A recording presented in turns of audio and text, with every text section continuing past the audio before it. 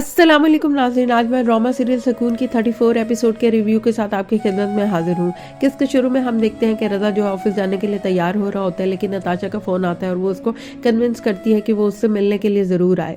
इधर हम देखते हैं कि उस्मान को आयमा कहीं नहीं मिलती और वो अपने दोस्त के साथ बैठा बातें कर रहा होता है और कहता है पता नहीं वो कहाँ भाग गई है। और उसका दोस्त उसको कहता है कि ये कैसे हो सकता है, वो तुम्हारे साथ ही और तुम्हें छोड़ के कहीं चली गई। लेकिन वो कहता है मुझे कुछ पता नहीं है। लेकिन उसका दोस्त कहता है कि ज़रूर तुमने उसे बहुत तंग किया होगा, लेकिन वो इतना जो है बेहिस और बेगैरत इंसान है कि वो इस बात को तो मानता ही नहीं है। और फिर वो उसको कहता है कि जाके अपने मामू से पूछो, क्या पता वो उनके घर चली गई हो। लेकिन वो कहता है कि नहीं, वो ऐसा नहीं कर सकती। फिर हम देखते हैं कि ऐना का रिजल्ट आना होता है, वो बहुत घबरा रही होती है, लेकिन उसका बहुत अच्छा रिजल्ट आता है। फिर उस्मान जो है वो आयमा के घर आ जाता है और उसके बाप के सामने उसकी किरदार कुशी करता है, उसके बारे में इतनी उल्टी सीधी बातें करते हैं और कहते हैं कि वो भी ऐना की तरह वो घर से भाग गई है। मैंने बहुत कोशिश की हैंडल करने की, लेकिन वो मेरी बात नहीं मानी और वो भी ऐसी ही है, क्या फ़ायदा ऐसी बेटियों की परवरिश का। तो उसके बाप को बहुत गुस्सा चढ़ता है और वो उसके मुंह पर थप्पड़ मारता है और कहते हैं कि तुमने किस तरह से कह दिया कि वो ऐसी है।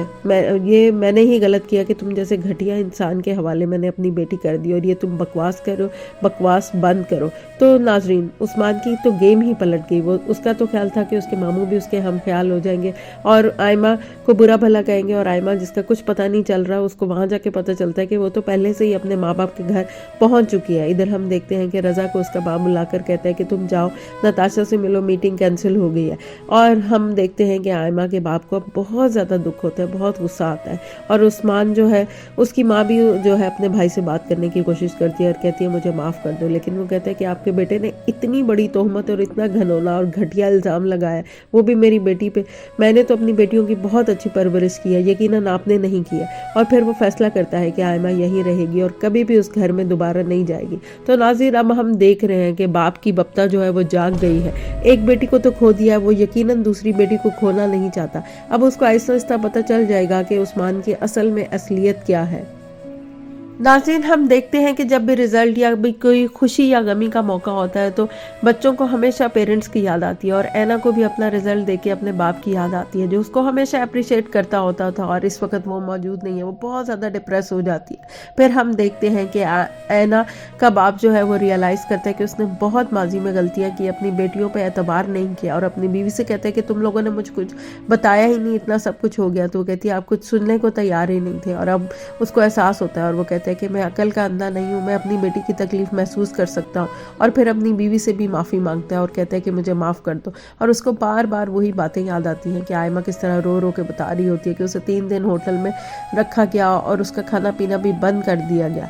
इधर हम देखते हैं कि माँ उस्मान को आके कहती है कि मुझे तुम्हें अपना बेटा कहते हुए शर्म आ रही है, तुम बहुत ही ज़्यादा घटिया और गिरे हुए हो और तुमने बहुत ही घटिया इल्ज़ाम लगाया है। वो तो घर से भागी नहीं थी, अब तो मुझे लगता है कि ऐना भी घर से नहीं भागी थी, तूने ही उस पर इल्ज़ाम लगाया है। तो देखें नाज़रीन, किस तरह उस्मान की हकीकत जो है वो सामने आ रही है। फिर हम देखते हैं कि आयमा जो है वो अपनी माँ से बातें करती है और माँ बेटी का रीयूनियन हो जाता है।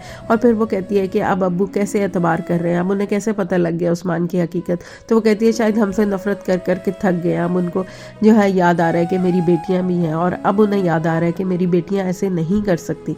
और फिर माँ भी कहती है कि तुम लोग सब अपना सोचते रहे, मेरा किसी ने नहीं सोचा, मैं तो अपनी ज़ात में अकेली हूँ। मैंने तुम्हारी बेरुखी और बदगुमानी भी सही, तुम्हारे बाप का रवैया भी सहा और अपनी एक बेटी को खो दिया, और मुझे तो ये भी नहीं पता कि मेरी बेटी किस हाल में है।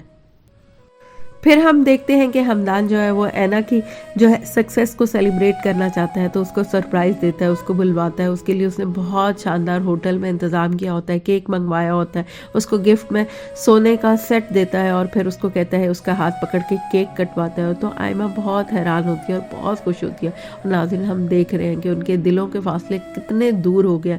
अब वो दोनों एक दूसरे के इतने करीब आ गए, उन दोनों को एक दूसरे की इतनी आदत हो गई है। तो क्या ऐना जो है वो हमदान को छोड़ देगी? क्या एक दूसरे को छोड़ना अब उनके लिए इतना आसान है? प्लीज़ कमेंट्स करके ज़रूर बताइएगा। फिर हम अगले सीन में देखते हैं कि ऐना जो है वो हमदान से कहती है कि मैं जॉब करना चाहती हूँ, मैं अपने पैरों पे खड़ा होना चाहती हूँ, क्योंकि कुछ महीनों में आपकी शादी हो जाएगी और मैं फिर अकेली रह जाऊंगी, इसलिए मैं चाहती हूँ कि मैं पहले से ही अपने पैरों पे खड़ी हो जाऊँ। तो हमदान उसे कहते हैं अच्छा ठीक है, फिर तुम्हें जो बेहतर लगता है वो कर लो। इधर हम देखते हैं कि शानजे और ऐना का टकराव हो जाता है। शानजे हमदान से मिलने आ रही होती है और ऐना बाहर जा रही होती है, उन दोनों का टकराव होता है और उसके हाथ से बुके गिर जाते हैं और शानजे जो है वो ऐना को पहचान लेती है और नाज़रीन यहीं पे इस किस्सा का इख्तिताम हो जाता है।